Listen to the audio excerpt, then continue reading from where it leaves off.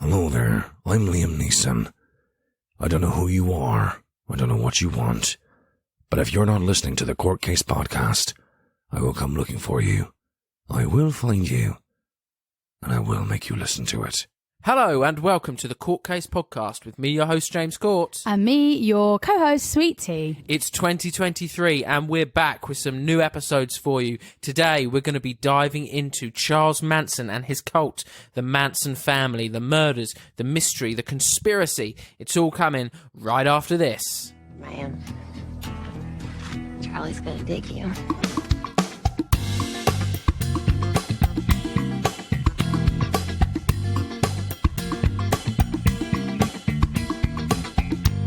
Welcome back, everybody. Thank you so much for tuning in to our first episode of 2023. You know, it's been a bit of a while. It's been a minute. Yeah, it's been around 2 months or so, but a lot has been happening. We've had a lot of life changes, and so, you know, we had to take a bit of a step back. We had to take a bit of a break. Gosh, have we got so much to tell. I know. Obviously, we went on holiday over... Well, not obviously. I was going to say, it's not obvious. We went on holiday over Christmas, and we had another short trip away in January. We went to Krakow, and then we went to Belfast. For the night, yeah. Yep. We had Christmas. My family moved out of their home, so that was all a bit of a blur, a bit of a wish-wash. And then, after Boxing Day, we have a new little member of our family here in Brighton. The most important news, we have just, after Boxing Day, we adopted a little dog.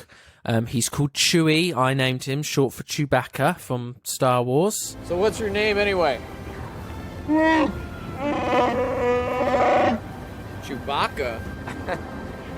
Alright, well, you're gonna need a nickname, because I ain't saying that every time. He was called SID before. Can't say it, as he sat next to me, and we trained him to have a new name. Sid. His name was Sid. Oh, his ears went! Did it? Oh, God. Well, he's taken to the new name pretty well. Well, I mean, he answers to the new name now. Oh, means, Chewie. There's his name, Little Chewie. Yeah, he's a little Jack Russell. He is the best dog. We gorgeous. got so bloody lucky. It's ridiculous. We have. He's 5 years old. He's already basically trained.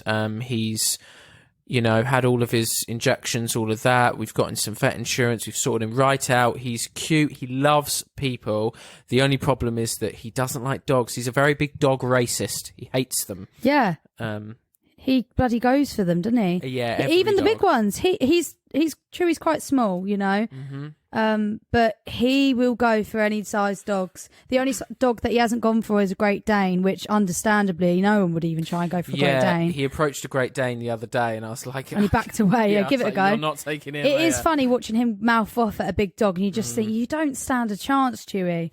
You don't stand a bloody chance. It's so funny. Bless him. He gives it a good go. Yeah, but we've loved having him around. He's a beautiful addition to the Court Case family. Yeah. And you know what people are like as soon as they get pets. There's pictures everywhere, so I'm sure you'll see some pictures of him on the social media from time to time.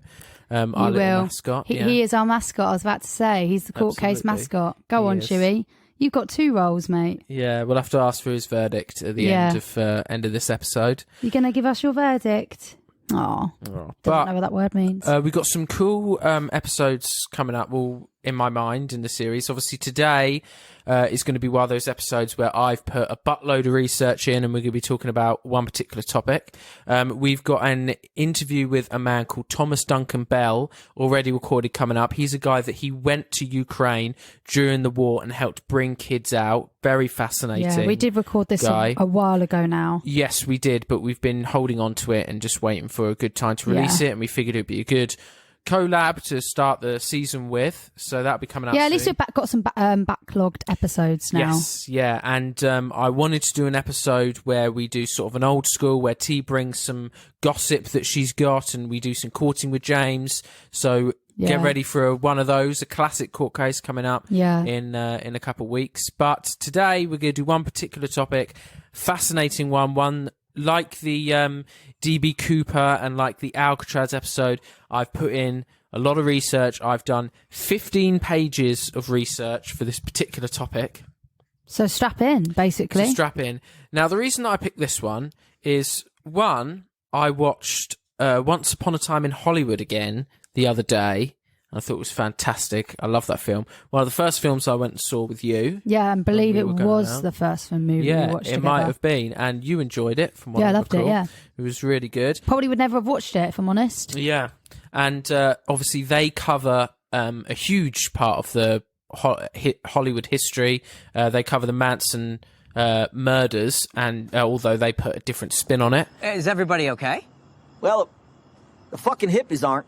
That's for goddamn sure. Which I think was good, and but also he appeared in the news recently. A few days ago, I saw a article that came up that said who will be named Charles Manson's heir. A judge is set to rule this week on who gets his apparently $1 million estate. I don't know. Ooh, I want that. I don't know if you look at his history, which we will delve into. I don't know how he's got $100 million saved up. I mean, he's dead now, but I don't know how he's got $100 million, $1 million estate. But I think it's part the rights to his music and stuff, because he was a musician. He wrote music.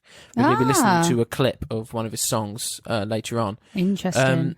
But yeah, so apparently there's two people that are claiming they're Charles Manson's grandson, and Of course they and are. they are fighting over his will. Yeah. So that's an interesting part of the news, but that's not the most interesting bit that we're going to get into. So T, So James, had you heard of Charles Manson before you saw? no, Once Upon I a Time in hadn't. Hollywood? I've never heard of him before. hadn't? We watched that movie. No, Yeah, and since watching the movie, have you learned any more, or do you not know? I've much at all? learned the odd bit from stuff that you've said, but I've not decided to use my time to do some research. Fair enough. Fair enough. Well, you're going to be bombarded with info today. What am I going to do with that type of information? Tell some passengers on my flight. Yeah, you could do. Yeah. You could do that. But I know you want a tea, but let me tell you about Charles Manson, all right?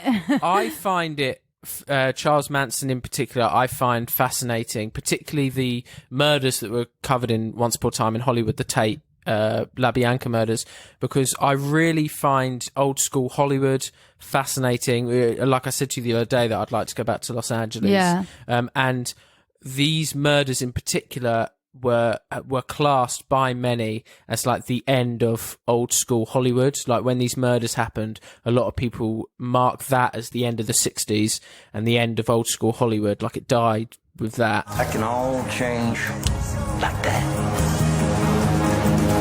Which is fascinating. I didn't realise how gruesome those murders are. Obviously, in Once Upon a Time in Hollywood, it's completely different. What actually happened to them, when I've read up on it, is disgusting, and you're going to find out. Okay.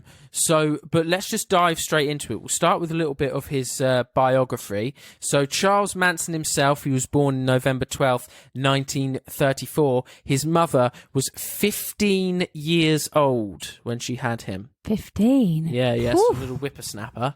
And it says that Manson may never have known his biological father. Okay. Many people contribute a lack of a father to, Issues. Yeah, issues. A lot of criminals have. I want some of my drink, actually. A lot of criminals class that as, a key point in why they. I guess they turn could say bad. that about a lack of mother as well, like a lack of childhood and upbringing and parents. Yeah. It's the same. I don't think it is. I think a two-parent household is so important to the upbringing of a child. I don't think, obviously, I give huge props to single mothers and single fathers out there doing what they can, but I think a healthy two-parent household is so important, I think, to a child's upbringing. Yeah, I agree. Yeah. But anyway, so his first crimes. So Manson said that when he was 9 years old, he set his school on fire. apparently. Jesus, how? I don't know, but that's all I've got on that. But he started young, clearly. Bloody hell. And he also, when he was young, he committed 2 armed robberies as well. Yeah. So he was sent to a strict reform school. So that's kind of like oh, careful T. Sorry. It's kind of like a boarding school, but Right. for like delinquents, like criminal kids. And apparently there, he was allegedly raped by some of the students with the encouragement of a staff member. Oh, jeez. Yeah, I know. And while at school, Manson developed a self-defense technique that he called the insane game, where if he was unable to defend himself, he would screech, grimace, and wave his arms to convince aggressors that he was literally insane. What? So if these kids, for example, were coming up to beat him up or rape him, he would just flail his arms around and make weird noises and screech and stuff, so they'd be like, whoa, this guy's crazy, and back off. Right, okay. Well, I mean, if it works, it works. If it works, it works, yeah. He escaped from school in 1951, and he was then arrested in Utah for stealing cars. Right. Now, after this arrest, this was when the beginnings of the Manson family, as the cult was called, started to come about. Now, the Manson family is his cult, like his group of followers, and they were a commune, a gang, and a cult, and they were known by its members and many others as the family. Right. And it was active in California in the late 1960s and early 1970s. Do you know much about cults?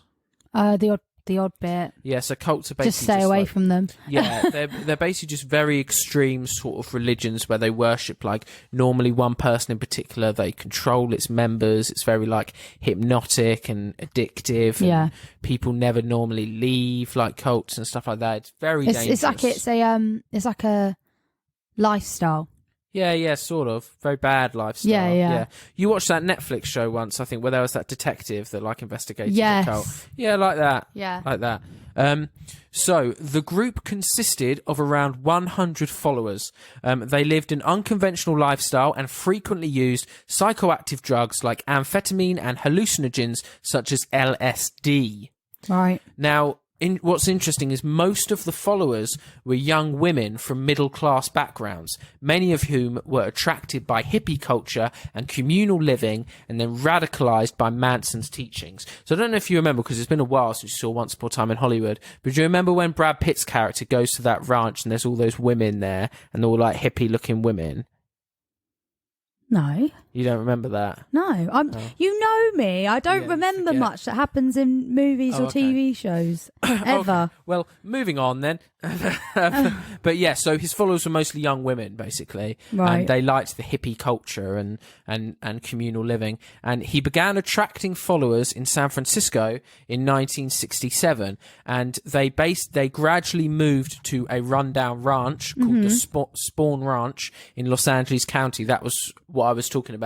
In the film, Brad Pitt's character, the stuntman, he goes to Spawn Ranch where Charles Manson's followers all live. And it was basically what it was this movie ranch where they used to film westerns on. Right. But they didn't anymore. And basically Charles Manson's followers just went and took over the place and just started living there on this little ranch. Oh, okay. The ranch burned down in a Southern California wildfire in September 1970. That's after all the killings and stuff, but just a bit of info there. According to group member Susan Atkins, the members of the family became convinced that Charles Manson was a manifestation of Jesus Christ and believed in his prophecies concerning an imminent apocalyptic race war. Race war, right. So war of the races. Yeah. Black against white against Asian against whatever. That's what they were taught by Charles Manson and convinced. Mm-hmm. In 1969, family members Susan Watkins, Tex Watson and Patricia Krenwinkel entered the home of... I know, stupid name. Entered the home of Hollywood actress Sharon Tate and murdered her and 4 others. Oh, crikey. Which obviously that's the part that you know about. Linda Kasabian was also present but did not take part. And members of the Manson family also committed a number of other murders, assaults, petty crimes and thefts. We're going to go into all of those soon, but I wanted to do a more sort of cohesive timeline of the events for you. Okay. Good idea. So it starts with his San Francisco followers. So he hasn't moved to Spawn Ranch in California yet. He's still in San Francisco. So he started by living mostly by begging in San Francisco. Mm-hmm. And then Manson became acquainted with a woman called Mary Brunner, who was 23 years old. And she was a graduate of the University of Wisconsin. And then Manson soon moved in with her. Now, when they started moving in, it was just them two. But then Manson started trying to convince her to let other women stay in the house. Right. And she was resistant at first, but then he eventually overcame this resistance to bring in other women to live with them. Mm-hmm. And before long, they were sharing her apartment with 18 other women. This is what I don't get what it was about this guy, but he was just a babe magnet, and just women were just like. I can't remember. Was he like fit? Would he be classed as a fit guy? I personally Attractive don't. I've person? looked up pictures of him. Please get up a picture of I him. personally don't think he is fit. Well, but if we search let me have a say. Charles Manson 1960, so we can Right. get him when he was attracting the What women. he was, what he would look like at that time. That's what he looked like. Oh, gosh, no. That was obviously his mugshot. Oh, no. But exactly what I thought. Oh, that was interesting. Bryan Cranston, the guy that plays obviously Walter White. Yeah. He met Charles Manson. He was like Bryan Cranston was like 12 years old. Oh, okay. And the main income at Spawn Ranch, when it stopped being a ranch, was horseback riding. Right. And him and his family used to go on holidays, and they went horseback riding there. No. And he was coming back from the horseback riding once, and there was a big group of girls that was like, Charlie's back, and he saw Charles Manson. Oh, that's so weird. Yeah, I know, very surreal. But yeah, okay, so he's not fit.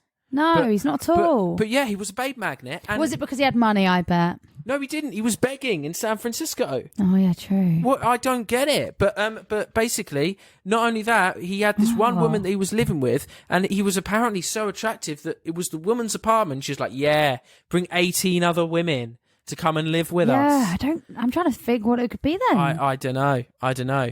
But Manson established himself as a guru in San Francisco's Haight-Ashbury district, which during the 1967 Summer of Love was emerging as the signature hippie locale. So basically, hippie culture was huge in the 1960s, and 1967 was labelled like the Summer of Love, and it was when hippie stuff was at its height. Maybe he was a very charismatic, friendly guy, and it's the personality that got him. He really got him hooked. Manson allegedly taught his followers that they were the reincarnation of the original Christians. So that's what he said to okay.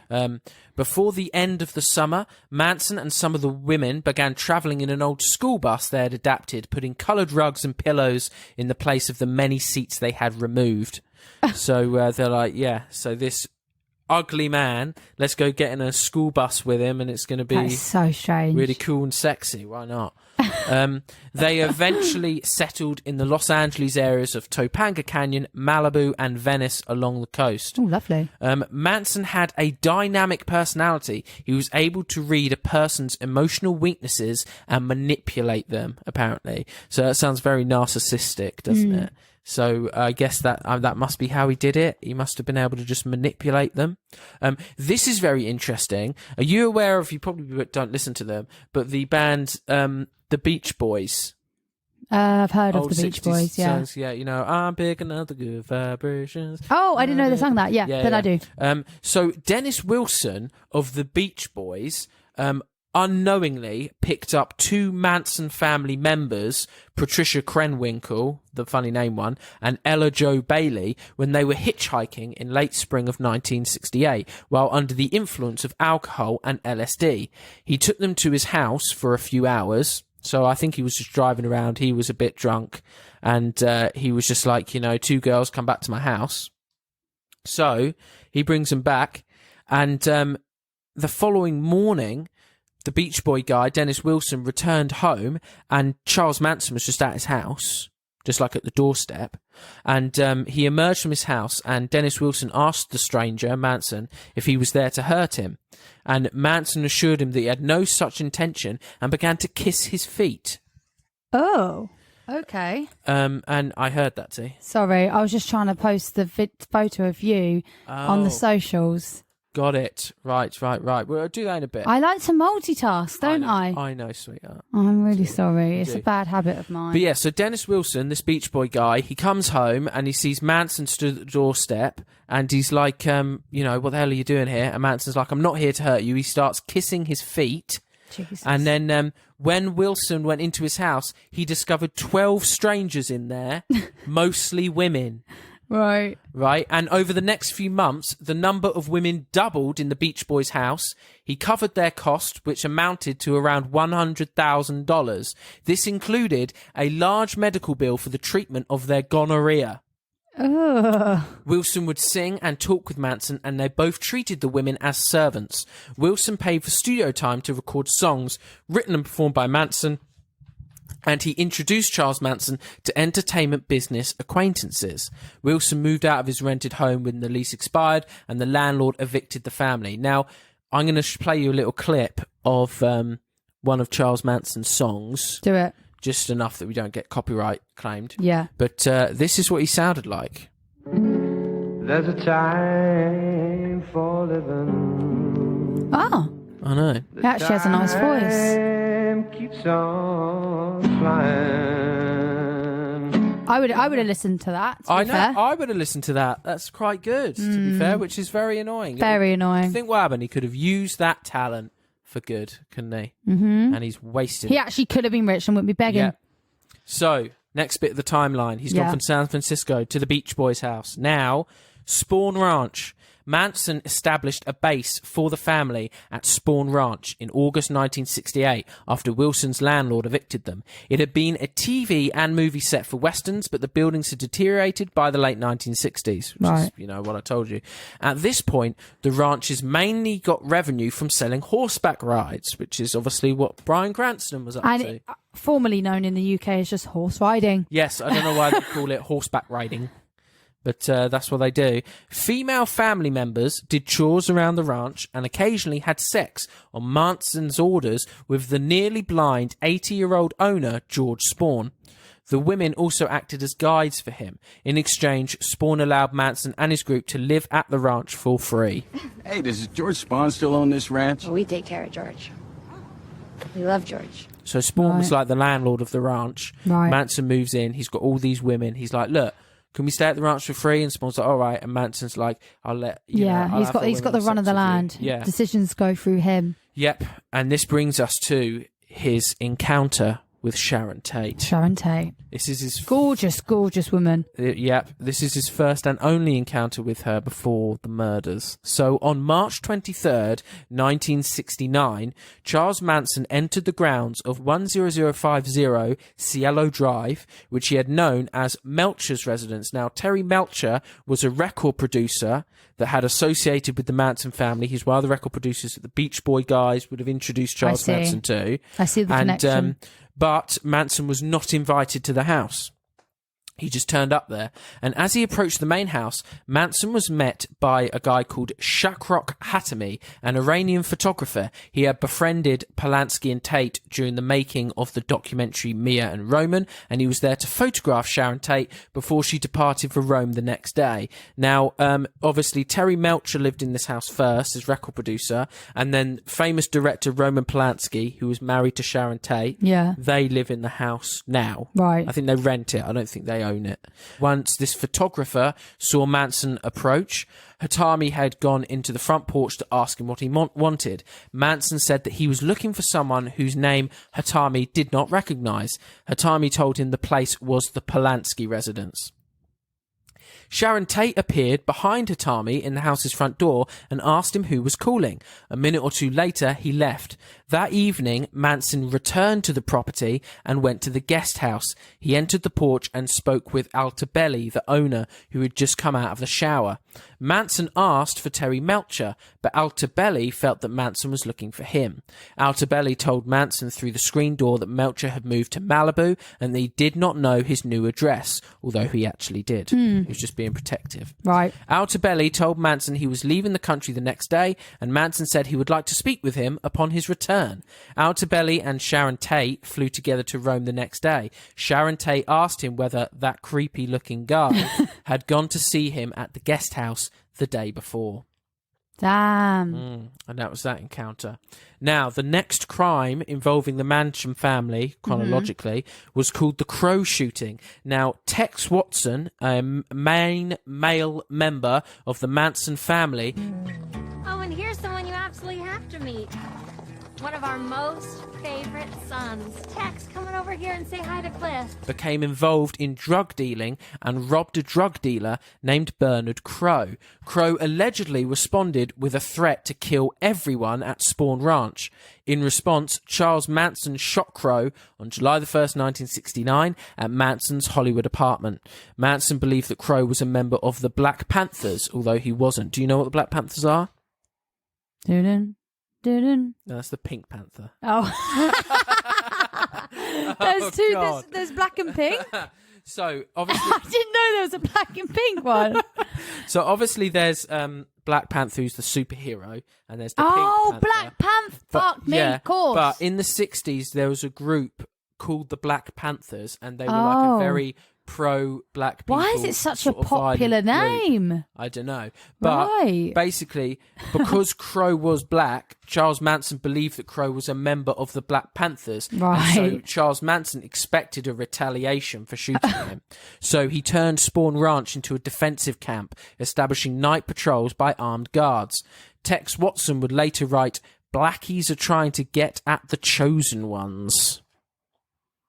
Which is a bit racist and a bit strange. Just a bit, yeah. He thinks they're the chosen ones. So the next crime was the Hinman murder. Gary Allen Hinman was a music teacher. At some point in the late 1960s, he befriended members of the Manson family, allowing some to occasionally stay at his home. According to some people, including family member Susan Atkins, Manson believed that Hinman was wealthy. He sent family members Bobby Boussaille, Mary Brunner and Susan Atkins to Hinman's home on July 25th, 1969 to convince him to join the family and turn over the assets Manson thought that Hinman had inherited. The three held Hinman hostage for 2 days as he denied having any money. During this time, Charles Manson arrived with a sword and slashed his face and ear. After that, Boussaille stabbed Hinman to death, allegedly on Manson's instruction. One of the women used Hinman's blood to write "Political Piggy" on the wall and to draw a panther paw, the Black Panther symbol. This becomes important later. Okay. The fact that she wrote "Political Piggy" on the wall in Right. his blood. Boussaille was arrested on August 6th, 1969 after he was caught driving Hinman's car. What fucking idiot. Police found the murder weapon in the tyre well. So that becomes important later on. Remember that they wrote "Political Piggy" in his blood on that wall. And one of the Manson family members, Boussaille, has been arrested for it. So Hinman's been murdered. One of the Manson family members is under arrest. And the Tate murders are going to happen right after this.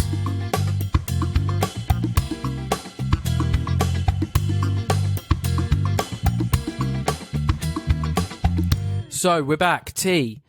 So this man Hinman has been murdered in his apartment. They've written "Political Piggy" on the wall in his blood, all on Charles Manson's orders. Yeah. And this man, Boussaille, a family member, has been arrested for the crime.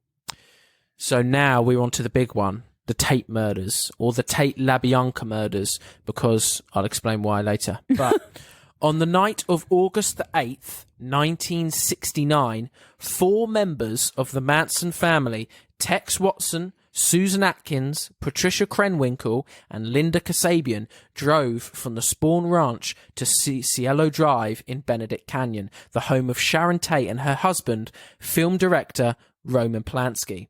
Now, Roman Polanski was working in Europe on a film, so he wasn't there.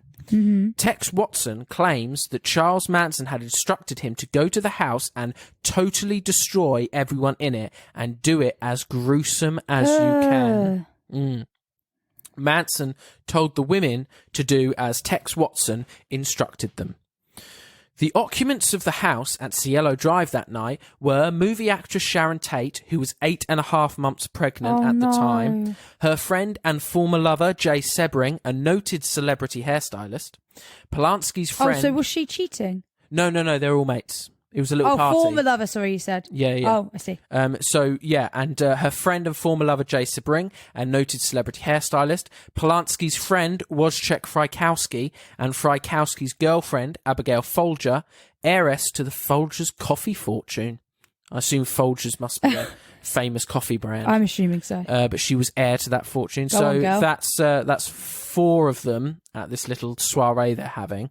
Also present on the property was William Garretson, the caretaker, and his 18-year-old friend, Stephen Parent. Now, music producer Quincy Jones was a friend of Sebring who had planned to join them that evening but did not go. And what is a very interesting fact that I think... Do you know... we've talked in the past about those people that were like supposed to be on the plane 9/11 and they never went. Yeah. Famous actor Steve McQueen, huge Hollywood actor, you've probably heard of his name. He was invited that evening and had every intention of going, but his current female companion convinced him to stay home. Whoa. Yeah. So if he If he went, he would have died. if he didn't think he was going to get his beak wet that night, he would have gone round to the party. Damn. Yeah, I know. It's mad. So, Tex Watson and the 3 women arrived at Cielo Drive just past midnight on August 9th. Watson climbed a telephone pole near the entrance gate and cut the phone line to the house. The group backed their car to the bottom of the hill that led to the estate and walked back up to the house. They climbed a bushy embankment to the right of the gate and entered the grounds. Headlights approached them from within the property, and Tex ordered the women to lie in the bushes. He stepped out and ordered the approaching driver to halt. 18-year-old Stephen Parent had been visiting the property's caretaker, William Garretson, who lived in the guest house. Tex pointed a .22 caliber revolver at Stephen Parent, who begged him not to hurt him, claiming that he would not say anything. Tex then lunged at Stephen with a knife, giving him a defensive slash wound on the palm of his hand that severed tendons and tore the boy's watch off of his wrist. Oh my God. Yeah. But Tex then shot him 4 times in the chest and abdomen, killing him in the front seat of his coupe car. Tex Watson then ordered the women to help push the car further up the driveway. Jesus Christ. So that's victim number 1, 18-year-old Stephen Parent, not even a noted Hollywood person, just a friend of the caretaker. Wrong place, wrong time. Yep.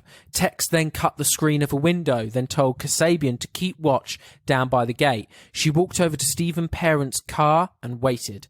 Tex Watson removed the screen, entered through the window, and led Susan Atkins and Patricia Krenwinkel in through the front door. He whispered to Atkins, which awoke Wojciech Frykowski, who was sleeping on the living room couch. Tex kicked him in the head. Frykowski asked him who he was and what he was doing there, and Tex Watson replied, "I'm the devil, and I'm here to do the devil's business." Oh. Yep. Creepy, horrible, weird shit. I know. On Tex's direction, Susan Atkins found the house's 3 other occupants with Krenwinkel's help and forced them into the living room. Tex began to tie Sharon Tate and Jay Sebring together by their necks with rope which he had brought, then slung it over the living room's ceiling beams.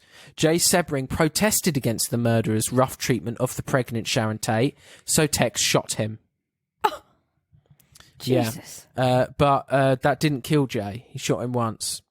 Abigail Folger was taken momentarily back to her bedroom for her purse, and she gave the murderers $70. Tex then shot Jay again 7 times. All for saying, treat Sharon better, she's pregnant. Frykowski's hands had been bound with a towel, but he freed himself and began struggling with Susan Atkins, who stabbed at his legs with a knife. He fought his way out of the front door and onto the porch. Tex Watson, however, caught up with him, struck him over the head with his gun multiple times, stabbed him repeatedly, and shot him twice. Kasabian, the girl on lookout, heard horrifying sounds and moved toward the house from her position in the driveway. She told Susan Atkins that someone was coming in an attempt by herself to stop the murders. Yeah. So Kasabian, the lookout girl, was getting second thoughts. Inside the house, Abigail Folger escaped from Krenwinkel and fled out a bedroom door to the pool area. Krenwinkel pursued her and caught her on the front lawn, where she stabbed her and tackled her to the ground. Tex then helped finish her off. Both of them stabbed her 28 times. Jesus Christ. See, what's the need? Well, what's the need in stabbing and shooting someone that many times? Charles told him to make it as gruesome as possible. Yeah, I guess so, Didn't but he? fucking hell. Yeah. Frykowski was struggling across the lawn, but Tex Watson continued to stab him, killing him. In total, Frykowski suffered 51 stab wounds. That is disgusting. And he had also been struck 13 times in the head with the butt of Tex's gun, so hard that it bent the barrel and broke off one side of the gun grip. Fucking hell. Yep. In the house, Sharon Tate pleaded to be allowed to live long enough to give birth and offered herself as a hostage in an attempt to save the life of her unborn child. Oh, gosh. Both Susan Atkins and Tex Watson stabbed Sharon 16 times, killing her. And what's even worse is when after Sharon, I saw an interview with Susan Atkins from prison. Yeah, yeah. And after Sharon did her pleading and said, please, let me live long enough to give birth to my child, she said, why do you think I give a shit about your baby? And then that's when they stabbed her. Yeah. 16 oh my times. God. Yeah. That is awful. Mm-hmm. Why isn't fucking Charles here? Well, because he's the cult leader. It's all him pulling the strings. And obviously he likes So what, he it, thinks gets a got kick followers. out of having control, but not witnessing it or doing it? Yeah. Right. Although his involvement comes into play a bit later. But according to Tex, Charles Manson had told the women to leave a sign, something witchy. Susan Atkins wrote pig on the front door in Sharon Tate's blood. Right. Now, yeah. Susan Atkins claims she wrote this to copycat the murder scene of Gary Hinman in order to try and get Manson family member Bobby Busaleo out of jail because he was in jail for that murder. So she was like, if I wrote pig in his blood at Sharon's house... They know that somebody's still alive. Yeah, and they'll get him out of prison. That was her plan. Okay. So... this is why it's called the Tate LaBianca murders and not just the Tate murders, because the following night, the same 4 murderers plus Charles Manson himself and Leslie Van Houten and Clem Grogan went for a drive. Manson was allegedly displeased with the panic and flight of the victims in the previous night's murders. Right. He told Kasabian to drive to a house at 3301 Waverly Drive in the Los Feliz section of Los Angeles. This was located next door to a home where Manson and family members had attended a party the previous year. The home belonged to supermarket executive Leno LaBianca and his wife, Rosemary, co-owner of a dress shop. So nowhere near as famous as like Sharon Tate and stuff, but a high up rich person in the area. According to Susan Atkins and Kasabian, Manson disappeared up the driveway and returned to say that he had tied up the house's occupants. So it seems that he wasn't happy with the mess that was made with the last night, and it's as in it wasn't enough mess. He didn't like that they all, I guess, like escaped from the house and the panic that was caused, sort of thing. Right. So clearly he wants to get more involved in this one. So he wants it. We basically wants all of his victims still within the homes. I guess so. Yeah, I suppose. Because I mean, if it will be less loud, I assume. Right. So he really wants He wants like the perfect murder. Yeah, sort of. Jesus. So Manson disappeared up the driveway, returned to say that he had tied up the house's occupants. Tex, Krenwinkel and Van Houten then went in. Tex Watson claims in his autobiography, that's another thing, Tex Watson wrote an autobiography and he's still in prison. I hope he's not seeing any money from that. Well, yeah. Like, where does the money go from that sort of thing? Well, probably to the government, no? I would hope so. So Manson pointed out a sleeping man through the window, and the two entered through the unlocked back door. Tex claims Manson roused the sleeping Leno LaBianca from the couch at gunpoint and had Watson bind his hands with a leather thong. Rosemary was brought into the living room from the bedroom, and Tex covered the couple heads with pillowcases, which he bound in place with lamp cords. Manson left, and Krenwinkel and Van Houten entered the house. Tex had complained to Manson earlier of the inadequacy of the previous night's weapons. Watson sent the women from the kitchen to the bedroom, where Rosemary LaBianca had been returned, while he went to the living room and began stabbing Leno LaBianca with a chrome-plated bayonet. It's like a knife type thing. Yeah. The first thrust went into his throat. Ouch. Tex heard a scuffle in the bedroom and went in there to discover Rosemary LaBianca keeping the women at bay by swinging the lamp tied to her neck. Fucking So she hell. had this lamp that they're tied around. She was swinging it to try and keep them at bay. He stabbed her several times with the bayonet, then returned to the living room and resumed attacking Leno, whom he stabbed a total of 12 times. How do they get all this information? Is this because the people they've told them? Yeah, they told them later on. Oh my God. A key one is this Kasabian girl. Okay. She gave away a lot of information. But why? Was it to get off time or something? Yeah, because she technically, in both of these, didn't do anything. She was just there. And so later So she was just there watching. She didn't stab or kill anybody? No, she didn't do any of the actual crimes. She was just there on like lookout or whatever. And so later on, I come to this later, but sorry, she basically... There was a deal made where if she there's always a fucking deal made. She'd get immunity. Yeah. But anyway, Tex returned to the bedroom and found. Oh wait, no, he carved the word "war" into LaBianca's abdomen. So on his stomach, he carved the word "war." That is vile. Yeah. Tex returned to the bedroom and found, in my opinion, Tex and Susan, apart from obviously Charles, are the worst, the most disgusting individuals in this whole thing. They fucking did it. I've also seen interviews of the Susan Atkins. Yeah, because she sounds like a fucking bitch. She is remorseless. Her eyes just look soulless. It's just... She is literally the devil. Yeah. So Van Houten stabbed her approximately 16 times in the back and the exposed buttocks. Van Houten claimed during trial that Rosemary LaBianca was already dead during the stabbing. Evidence showed that 41 of the stab wounds had in fact been inflicted post-mortem, so after she'd died. Yeah. So Tex then cleaned off the bayonet and showered, while Kren Winkle wrote "Rise" and "Death to Pigs" on the walls. And "Helter Skelter" on the refrigerator door, all in LaBianca's blood. Oh, Helter Skelter. Yeah, now, Helter Skelter, obviously, you know, it's that ride sort of thing at the end of the pier. It's also the name of a song on a Beatles album that came out very, very recently when these attacks happened. She gave Leno LaBianca 14 punch wounds with an ivory-handled carving fork, which she left jutting out of his stomach. She also planted a steak knife in his throat. Oof. Meanwhile, Charles Manson drove the other 3 family members who had departed Spawn Ranch with him that evening to the Venice home of a Lebanese actor called Saladin Nadir. Manson left them there and drove back to Spawn Ranch, leaving them and the LaBianca killers to hitchhike home.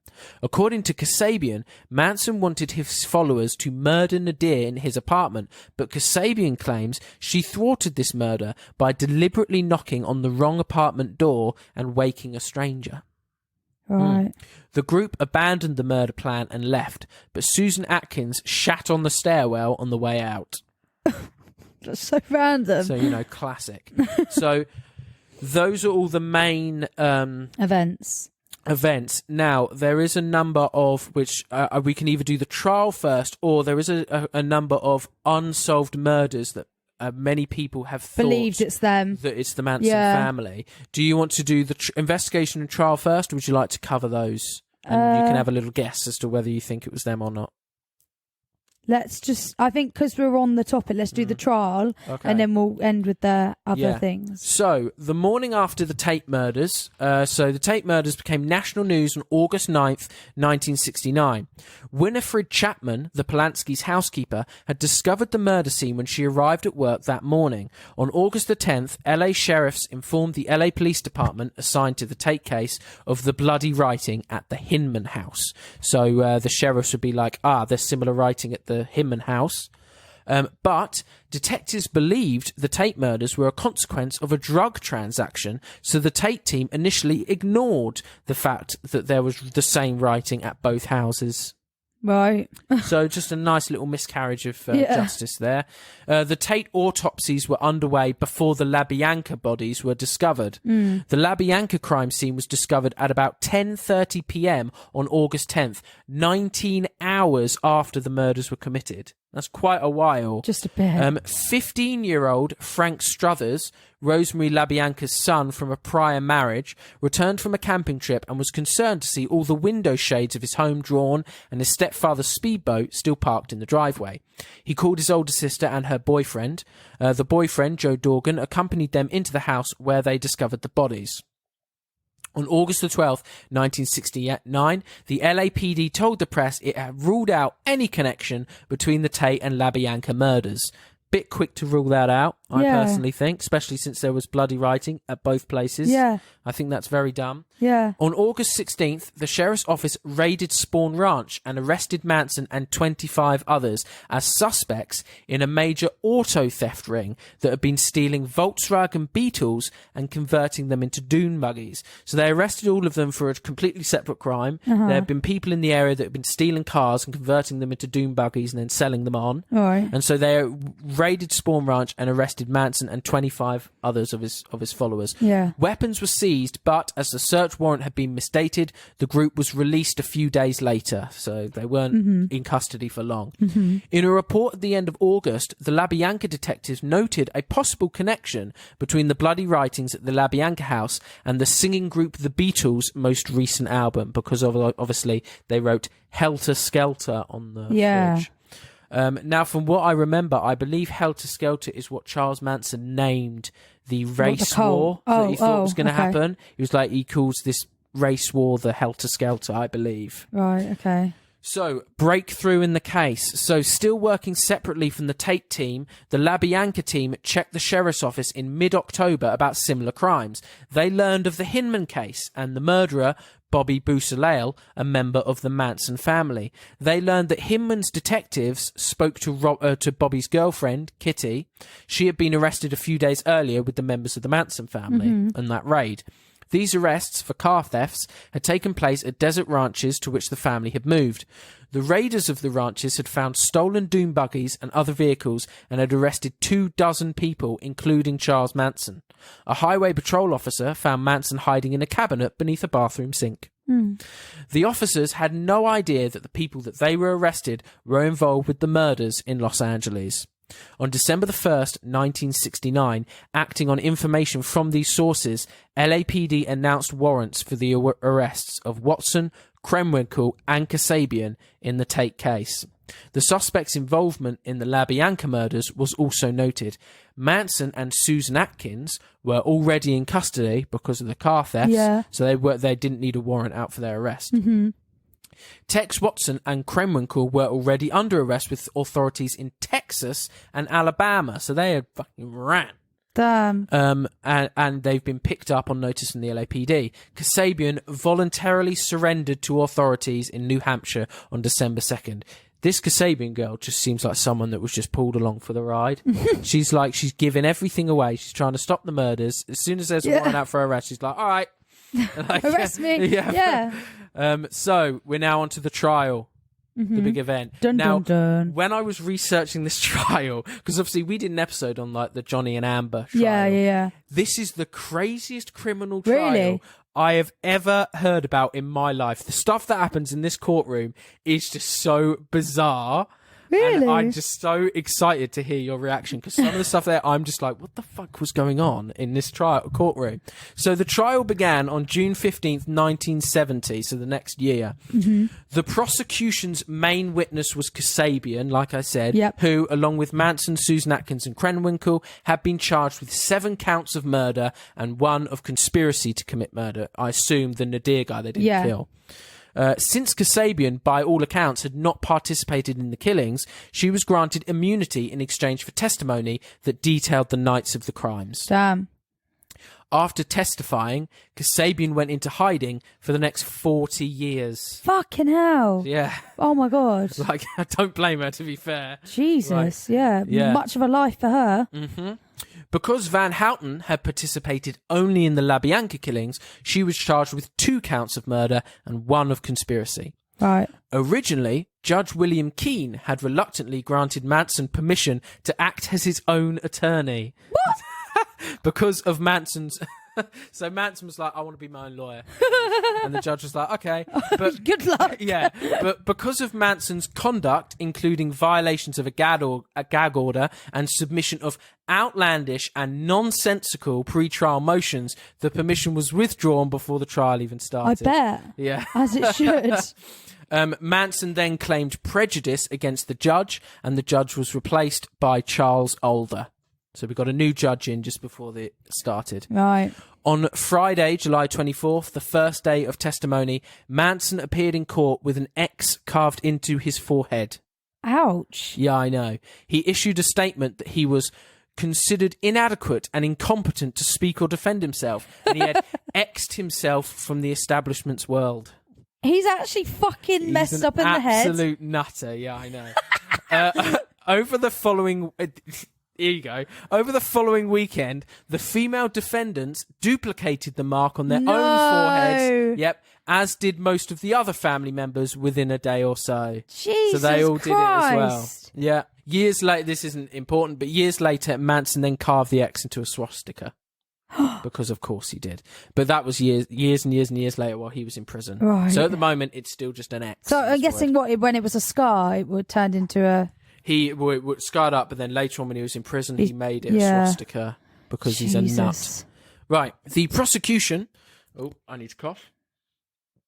There we go. That wasn't a cough. No, it was a burp, but don't say it too loud. Just told the podcast. The prosecution argued that the triggering of Helter Skelter was Manson's main motive. That's what I mean. He thought Helter Skelter was the race war. Yeah. And he wanted to incite this.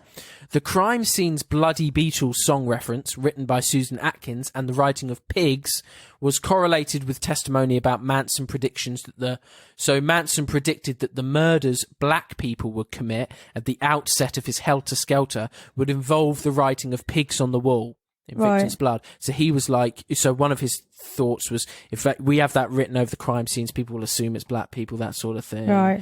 So, nice racist person there. So the defence argued that the writing on the walls was to copy that of the Hinman murder scene, not an apocalyptic race war. So, the whole get the other guy off thing. During the trial, family members loitered near the entrances and corridors of the courthouse. When the group established itself in a vigil on the sidewalk, some members wore sheathed hunting knives. So that's nice and threatening outside the courtroom. Just a bit. Each of them was easily identifiable by the X on their forehead. Of course. One day, some members of the Manson family wore robes to the trial and said that if Manson was convicted, they would set themselves on fire. Oh my God. Some family members attempted to dissuade witnesses from testifying. Witness Paul Watkins and Joanne Flynn were both threatened. Paul was badly burned in a suspicious fire in his van. Jesus. This next one's a nutty one as well. So a former family member, Barbara Hoyt, who had overheard Susan Atkins describing the tape members to another family member called Ruth, agreed to accompany Ruth to Hawaii. There, Ruth allegedly gave Barbara a hamburger spiked with LSD. Oh my God. Yep. Found sprawled on a Honolulu curb in a drugged stupor, Barbara was taken to hospital. She identified herself as a Tate LaBianca trial witness. Oh. So they went to that effort. They're like, we'll fly you out to Honolulu, we'll drug you, we'll leave you on a curb. Jesus. You can't be a witness in the trial. That's messed up. I know. The things this family did, they're sick group of people. It's mental. On August the 4th, despite precautions taken by the court, Manson flashed the jury a Los Angeles Times front page whose headline was Manson guilty, Nixon declares. So basically what happened was President Nixon, in an interview while the trial was on, he was like, you right there? There's a fly. Oh, right, I see. So, yeah, basically, during the trial, President Nixon said on TV once, he was like, I think Charles Manson is guilty. Mm-hmm. So the newspapers ran a headline that says, Manson guilty, Nixon declares. So Charles Manson snuck this newspaper in and he showed it to the jurors, which you're not supposed to do because that can help sway the jurors' opinion. Yeah. So they were like, what the fuck are you doing, Charles? And also, it would sway the opinion the wrong way because it says Charles guilty in the bloody headline. But anyway, when talked to by the judge, the jurors contended that the headline did not influence them. The next day, the female defendants stood up and said in unison that in light of Nixon's remark, there was no point in going on with the trial. God's sake. Imagine. All right, yeah, do you know what? Forget it happened. Stop it. President's orders. On October 5th, Manson was denied the court's permission to question a witness. Leaping over the defense table, Manson attempted to attack the judge. Surely that is just enough. I know. Wrestled to the ground by bailiffs, he was removed from the courtroom with the female defendants who had risen and begun chanting in Latin. Oh, While he Latin? while he was attacking this guy. They're just there like, From then on, Judge Older began wearing a revolver under his robes. Like, fair enough. Oh my God. On November 16th, the prosecution rested its case. 3 days later, the defence stunned the court by resting as well. Shouting their disapproval, Atkins, Krenwinkel and Van Houten demanded their right to testify. Now, this is where it gets interesting, right? It gets more interesting than that? Yeah, I know. So basically, they rested their case, both sets of lawyers, and so the three women... Could you also, for a second, could you imagine being Charles's lawyer and acting like, yeah, he didn't do it? Yeah, I know. That's messed up. That's why I could never be a lawyer for someone in a cold-blooded murder. I don't know how they do it. Yeah, I know. But so both sets of lawyers rest their case, and then the three women that are accused jump up and be like, no, I want to testify, I want to say something, basically. Right. And so then obviously the lawyers were like, whoa, wait a second. And the women's lawyers told the judge that their clients wanted to testify that they had planned and committed the crimes and that Manson had not been involved. Whoa. So basically the women were like, we don't want Manson to go to jail. We will testify. We'll say that he didn't plan it. It was just us. Why? I know. They were that obsessed with this man. That is fucking I know. mad. And by resting their case, the defense lawyers had tried to stop this. Even the people defending Manson, Manson knew what was going on. were like, we need to stop it. Yeah. So the prosecutor's view, it was so the prosecutors thought that Manson was advising the women to testify in this way as a means to save himself. Right. I kind of think there was half that, and it was half that the Obsession. women were obsessed and were actually up to doing it. So the next day, Manson testified on his own. He said some of this. I've got quotes of what he said. Some of it was very weird. He said, "These children that come at you with knives, they are your children. You taught them. I didn't teach them. I just tried to help them stand up. Most of the people at the ranch that you call the family were just people that you did not want." He also said, "I know this, that in your hearts and your souls, you're as much responsible for the Vietnam War as I am for killing these people." What? Oh, well, the Vietnam War was happening at the same time. Right. Yeah. "I can't judge any of you. I have no malice against you and no ribbons for you, but I think that it's high time that you all start looking at yourselves and judging the lie that you live in." He also said, "My father is the jailhouse. My father is your system. I am only what you made me. I am only a reflection of you. You want to kill me? Ha! I am already dead. Have been all my life. I've spent 23 years in tombs that you have built." What the fuck? He's such a little self-righteous ass, isn't he? He spoke for more than an hour. He said, among other things, that the music is telling the youth to rise up against the establishment. He said, "Why blame it on me? I didn't write the music." What a freak! He's like, the music did it, and I didn't write it. The music made me pick up that knife. What a fucking freak. He's such a dick. To be honest with you, and then he was like, "To be honest with you, I don't recall ever saying get a knife and a change of clothes and go and do what text says." It's like, okay, thanks. Of course you're going to say that. Yeah. As the trial... This is really fucking interesting. Oh my God, it gets worse. Oh, I told you, this is a fucking messed up trial. So, Van Houten, the one that only did the two murders, the LaBianca ones, that girl, her defense attorney was a guy called Hughes. As the trial concluded, defense attorney Hughes disappeared during a weekend trip. When the trial resumed with a different attorney representing Van Houten, the defendants were banned from the courtroom for the remainder of the guilty phase as they were trying to disrupt the proceedings. So why did one of the lawyers just disappear as the trial was wrapping up? We get to that later. Okay. On the suspected people. No way. Yes, it's very interesting. On January 25th, 1971, the jury returned guilty verdicts against the 4 defendants on each of the 27 separate counts against them. Midway through the penalty phase, Manson shaved his head and trimmed his beard to a fork. He told the press, "I am the devil, and the devil always has a bald head." The female defendants refrained from shaving their heads until the jurors retired to weigh the request of the death penalty. So they did still shave their heads. They just waited until like the last day. Yeah. On March 29th, 1971, the jury returned verdicts of death against all 4 defendants on all counts. On April 19th, 1971, Judge Older sentenced the 4 to death. That is so good that they got the death penalty. Yes, well, hold that thought. Oh, fuck's sake. Aftermath. So we're on the aftermath now. So Tex Watson was not a part of that trial. As you know, it was Manson and then the 3 girls. Yeah. Or 4 girls. No, 3 girls. Tex Watson returned to McKinney, Texas after the Tate LaBianca murders. He was arrested in Texas on November 30th, 1969. Watson fought being sent to California long enough that he was not included among the 3 defendants charged with Manson, so he wasn't part of that trial.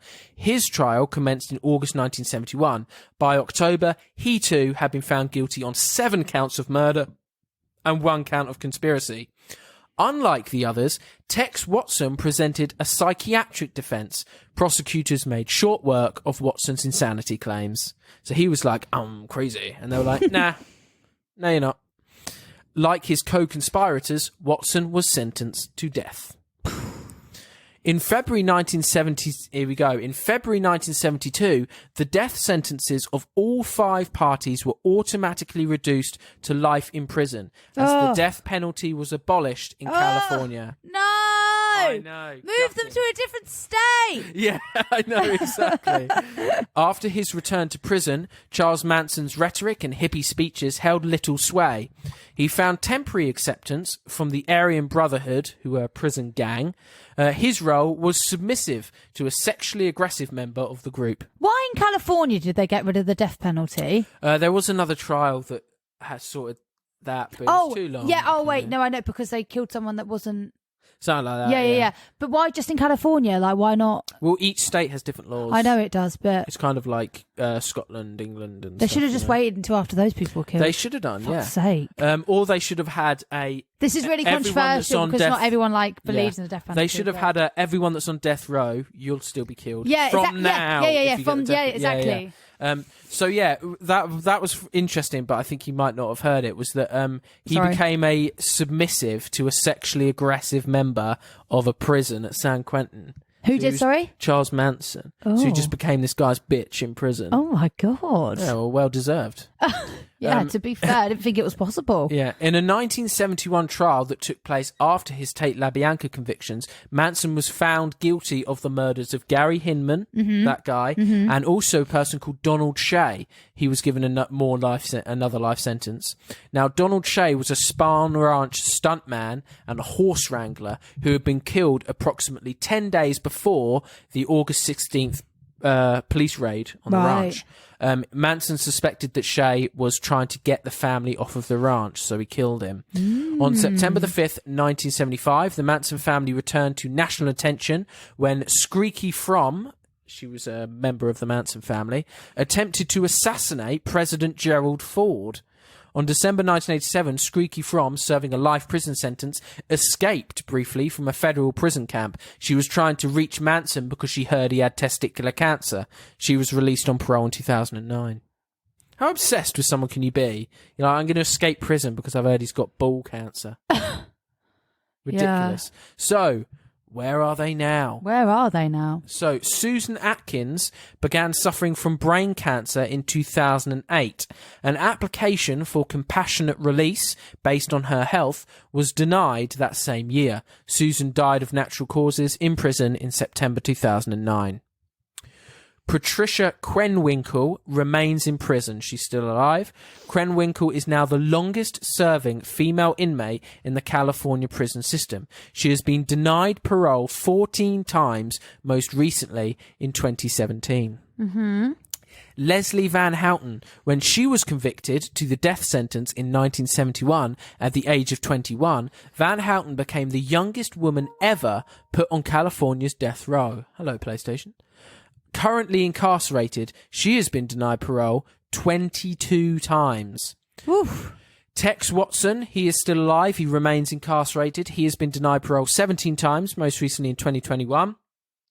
Whilst in prison, Watson claims to have become a born-again Christian. These guys must be really fucking old by now. Oh, they are. Yeah, they're in their 70s. They're on the way out 80s. anyway. Yeah.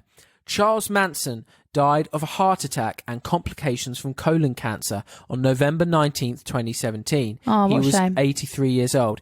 This bit is something that I find interesting. Mm-hmm. He has spent all but 13 years of his life in some sort of supervised Whoa. setting, be it prison or boys' home. Because remember, he stayed Yeah, in of that course. reform school. So he basically had this 13-year window where he was out in the real world. He spent his childhood in a boarding school and then the rest of his life in a prison. Jesus. That's mad to me. That is crazy. Yeah. That's Considering so he lived to strange. 83, that means 70 years of his life. Yeah. Whew. Yeah. So I've got a couple of bits left. This is going to be a slightly longer podcast, but it's cool. We're all having fun. So the suspected further murders. Mm-hmm. So this could be more stuff that the Manson family did. Now, there are a number of other strange and brutal deaths that have been linked to both Charles Manson and members of his family. In fact, the LAPD believes that the family could have claimed up to at least 12 more victims. Cliff Shepard, a former LAPD detective, said that Manson repeatedly claimed to have killed many others. And that, I said I heard an interview with Susan Watkins. Yeah. There was one bit where someone asked her a question, and it was really telling. They asked her, they said, what was it like murdering those people? And she went, that night? And then continued with her answer, yeah. So it's like it's clear that she's killed more people. Oh my God. Yeah. Prosecutor Stephen Kay once stated, I know that Manson once told one of his cellmates that he was responsible for 35 murders. Deborah Tate, Sharon Tate's younger sister, has also claimed that investigators are just scraping the surface when it comes to the number of Manson's victims, and has further elaborated on how Manson sent her a taunting map of the Panamint Range with crosses on it that she believed meant to represent buried bodies. This has resulted in several excavations that have been undertaken, but have not resulted in any bodies being found. So, here are some possible murders and crimes committed by the Manson family. This isn't all of them, I just picked some interesting ones. Yeah. Nancy Warren, 64, and Clyda Delaney, 24, were both found near Ukiah, California at the antique store owned by Nancy on October 13th, 1938. So this was years before the Tate murders. 1960, I think I meant to say, not 38. That would have been bloody years ago. Yeah. Clyda was 8 months pregnant. Nancy was her grandmother. They had both been beaten to death and strangled with 36 leather thongs. After the family were arrested, they became suspects in the... Thongs? Yeah, I don't know what that means. I just saw it on all the things. Leather thongs. Is that like leather underwear? Surely that has a different meaning. Yeah, I don't know. We'll find out. Yeah. After the family were arrested, they became suspects in the crime. Besides the similarities between this murder and the Manson family crime scenes, the authorities knew that members of the family had been in the Ukiah area at the time of the murders. Another similarity was that leather thongs were also used in the LaBianca murders. Ah. Yeah, no one in the family was ever charged with the murders, and no arrests were ever made in the case. Quickly, T, do you think they did it? Yeah. Cool. 1 point to the Manson family. That doesn't sound Way, good, they does want it? points. The next one is Darren Morrill Scott. He was 64 years old. He was the uncle of Charles Manson and the brother of Manson's father. On May 27th, 1969... Oh, yeah, this is one I definitely think he did. Well, yeah, if it's Like, already connected to the family, Yeah. it just makes sense. on May 27th, 1969, this was a few months before the Tate murders, Scott was found brutally stabbed to death in his Kentucky apartment. His body was pinned to the kitchen floor with a butcher knife, and he had been stabbed 19 times. After Manson's arrest for the Tate/LaBianca murders, it was reported that residents claimed to have seen a man resembling Manson in the area at the time of the murder. Manson was on parole in California at the time of the murder, but the murder occurred when Manson was out of touch with his parole officers. Absolutely. Yep, I 100% think he did that one. Mark Waltz, 16 years old. That's too young. An acquaintance of the family's members, and was even known to associate with them on Spawn Ranch. On July 17th, 1969, Waltz hitchhiked to Santa Monica Pier so he could go fishing. His fishing pole was found abandoned at the pier, and his body was found the next day near Mulholland Drive, a very famous street in Los Angeles. His face has been brutally bludgeoned, and he had been shot 3 times in the chest. Though the family were reportedly shocked by his murder, Waltz's brother was convinced that Manson was responsible for his death. No links from Spawn Ranch were ever found. We've got John Philip Hort, his name was. This guy was 22.